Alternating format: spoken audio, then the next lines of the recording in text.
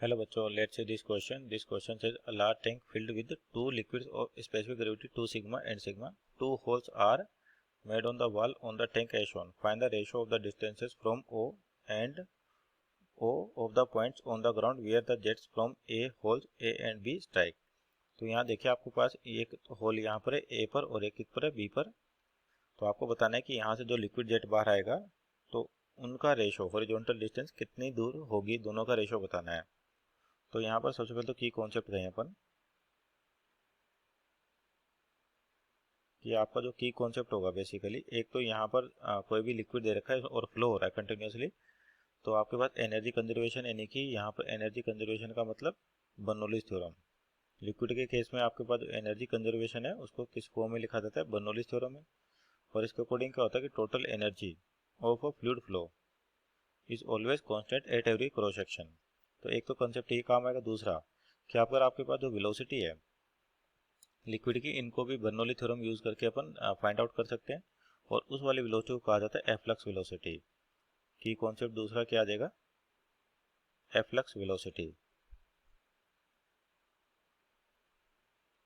और efflux velocity कैसे निकाली जाती है कि जस्ट अभी जैसे बर्नौली थ्योरम उसी का यूज करके एफ्लक्स वेलोसिटी निकाली जाती है आपके पास।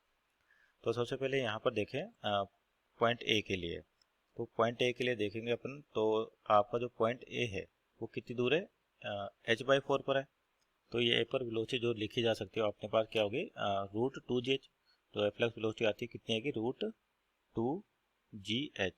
और ये प्रूव भी किसी होती है, बर्नौली थ्योरम से। जैसे सपोज करिए आपको इस वाली कंडीशन की बात करते हैं ए की, तो आपको जो ए दे रखा है यहाँ पर है, तो यहाँ पर आपके पास लिक्विड सरफेस और इसका हेड दे रखी है h/4। और इसकी डेंसिटी कितनी, सिग्मा। और जस्ट देखिए, अब मान लीजिए अपन दो क्रॉस सेक्शन ले, एक तो जस्ट अपन ने आउटसाइड ले लेने के टॉप मोस्ट पॉइंट पर, और एक यहाँ पर ले लिया जस्ट आउटसाइड बी पर, सॉरी ए पर, जहाँ पर ए आपका वो पॉइंट जहाँ से लिक्विड आपका बाहर आ रहा है। तो अपन ने एक पॉइंट तो कंसिडर किया जस्ट टॉप पर, और एक पॉइंट क्या जस्ट आउटसाइड ए, मानते 2। तो 1 और 2 पर बर्नौली थ्योरम लिखे अपन। तो आपके पास क्या होती है, एनर्जी ऑफ फ्लो, ये एनर्जी ऑफ फ्लूइड क्या रहती है, कांस्टेंट रहती है। तो ये एनर्जी लिखी जाती है P1 plus half ρV1² plus ρGH1 equal to P2 plus half ρV2² plus ρGH2। अब यहाँ पे जो एनर्जी है बेसिकली P1 मतलब प्रेशर एनर्जी, और किस फॉर्मेट में लिखी जाती है, प्रेशर एनर्जी पर इंटू वॉल्यूम में। तो आपके पास ये काइनेटिक एनर्जी, और ये यानी कि काइनेटिक एनर्जी पर इंटू वॉल्यूम, और ये पोटेंशियल एनर्जी पर इंटू वॉल्यूम। तो आपका जो पॉइंट P1 है वहाँ पे प्रेशर कितना होगा, एटमॉस्फेरिक, प्लस हाफ ρV1, यानी कि यहाँ पर जो वेलोसिटी ऑफ फ्लो होगी वो टॉप मोस्ट पॉइंट पे ले रखा है जस्ट आउटसाइड, तो वहाँ पर कितनी, 0। तो ये टर्म 0 हो जाएगी। और H1 मान लेते हैं अपन रेफरेंस इस वाले पॉइंट को लें, रेफरेंस अपन कहीं भी ले सकते हैं, इस वाले पॉइंट को लें रेफरेंस।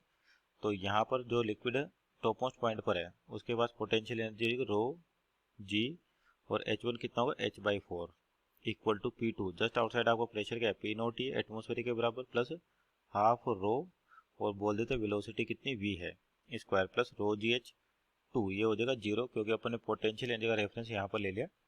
तो P0 कैंसिल आउट हो जाएंगे यहाँ पर, P0। तो यहाँ से v² की वैल्यू क्या हो जाएगी आपके पास, 2 से 2 कट देगा, और ये बचेगा कितना, ρg/2। और रो से रो भी आपका कैंसिल आउट हो गया, तो सिंपल बचेगा ये gh/2। और तो यहाँ से v निकाल सकते हैं अपन, v की वैल्यू आ जाएगी √gh/2, यानी कि आपके पास पॉइंट ए पर वेलोसिटी आ चुकी है जिसको एफ्लक्स वेलोसिटी कहे, क्या आती है, √gh/2 आ रही है आपके पास। कितनी आ रही है, √gh की जो वेलोसिटी है आपके पास कैसे होगी, हॉरिजॉन्टल होगी। तो यानी कि लिक्विड जेट आपका इस तरीके से गिरेगा। और वर्टिकल में इसको कितनी डिस्टेंस चलनी है आपके पास, ये दे रखा है h/2 यानी कि h हो जाएगा। और ये बचेगा कितना आपके पास, h में से h/4 माइनस करें तो 3h/4। तो वर्टिकल में इसको 3h/4 गिरना, और इस पॉइंट को नाम देते थे अपन C। तो टाइम कितना लगेगा गिरने में, तो आपके पास वर्टिकल में कोई वेलोसिटी नहीं है, तो फॉर्मूला क्या होता है 2h/g का।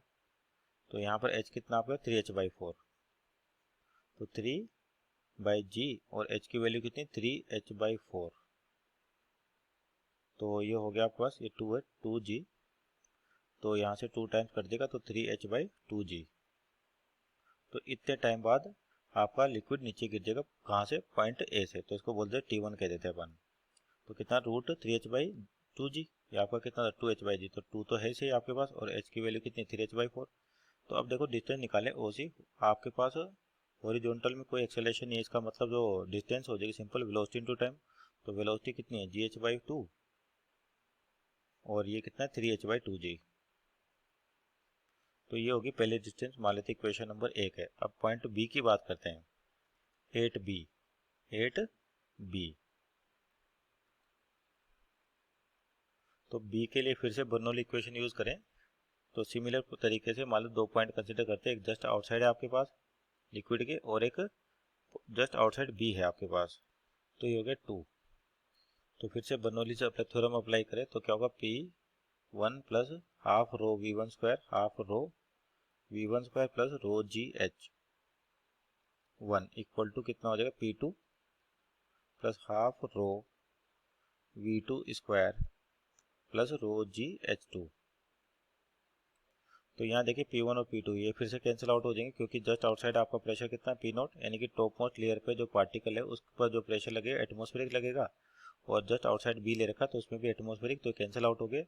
और यहाँ पर जब लिक्विड बाहर आएगा बी से, तो आपके पास यहाँ पर देखो टैंक है वो काफ़ी लार्ज एरिया है, मान लो टैंक का एरिया ए कह दे अपन, और यहाँ पर स्मॉल एरिया ए कह दे, तो आपका ए है वो काफ़ी ज़्यादा है किसे, स्मॉल ए से। तो कंटिन्यूटी के अकॉर्डिंग क्या होता है, आपका एरिया इंटू वेलोसिटी कॉन्स्टेंट होता है। तो इसका मतलब जो पॉइंट ये बी आपके पास, यहाँ पर बी पर जो वेलोसिटी होगी जिसको अपन V2 कह रहे हैं, इसकी वैल्यू आपके पास पॉइंट 1 के कंपैरिजन में जो वेलोसिटी V1 आएगी, तो V2 की वैल्यू काफ़ी ज़्यादा होगी किसके कंपैरिजन, V1 के कंपैरिजन में। देखिए यहाँ पर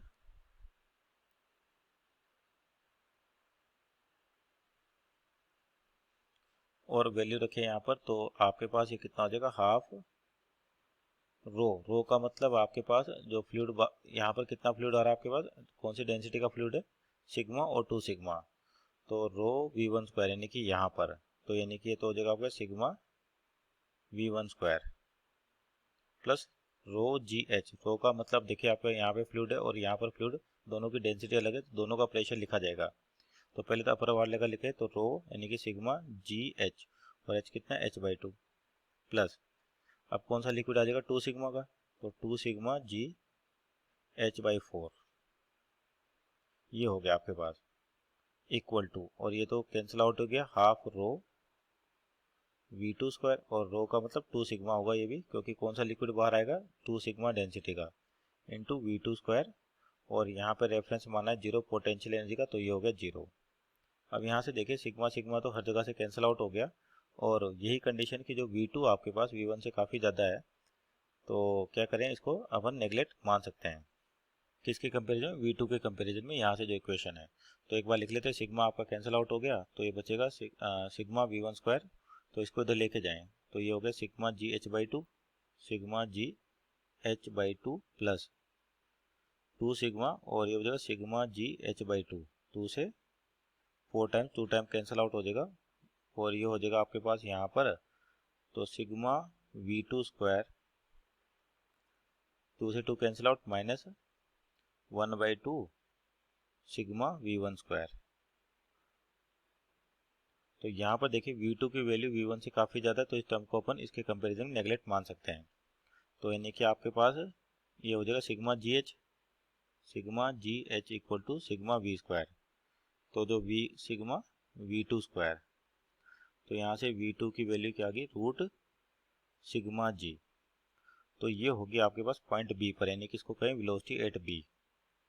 अब टाइम निकाल लेते हैं, तो इसको गिरना कितना है कि h/4, और नीचे भी कितना है h/4, तो टाइम निकाले यानी कि T2 कहें इसको, तो वेलोसिटी इंटू टाइम, तो वेलोसिटी तो है आपके पास रूट सिग्मा जी, और टाइम यानी कि यहाँ पर फ्री फॉल की कंडीशन होगी, क्योंकि जो बी पॉइंट पर भी वेलोसिटी आएगी VB, ये भी हॉरिजॉन्टल है, वर्टिकल में कोई वेलोसिटी नहीं है, तो टाइम होता है √2h/g, और इस बार h कितना आपके पास h/4/g, तो यानी कि आपके पास टाइम हो गया √h/2g।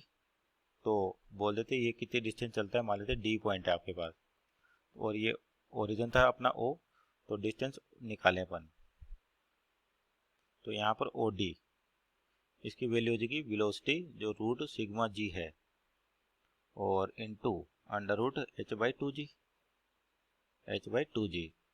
तो ये होगा इक्वेशन नंबर 2।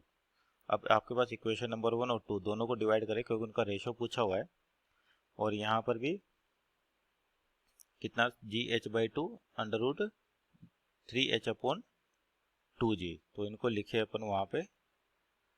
तो ये डिवाइड कर दे इक्वेशन 1, यहाँ पे देखें इक्वेशन 1 डिवाइड बाय इक्वेशन 2 के पास OC minus OC upon OD।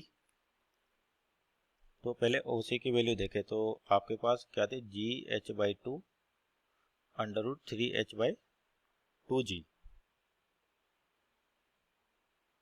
Divide करें अपन इसको OD से, यानी कि OD की वैल्यू कितनी यहाँ पे रूट GH इंटू h/2g। तो यहाँ से जो कैंसिल आउट हो गया तो फाइनल जो रेशो आ जाएगा OC अपॉन OD का, यार आपके पास, तो ये आ जाएगा आपके पास सोल्व करने पर OC अपॉन सोल्व करने पर, तो ये आ जाएगा सोल्व करने पर आपके पास OC upon OD equal to, cancel out हो जाएंगे, केवल आपके पास बचेगा रूट 3/2। बाकी सारी वैल्यूज आपको दिख रही होंगी तो ये आपस में कैंसिल आउट हो जाएंगी, तो बचेगा कितना root 3/2। So this our final answer, that is root 3/2। Hope you understood well, best of luck.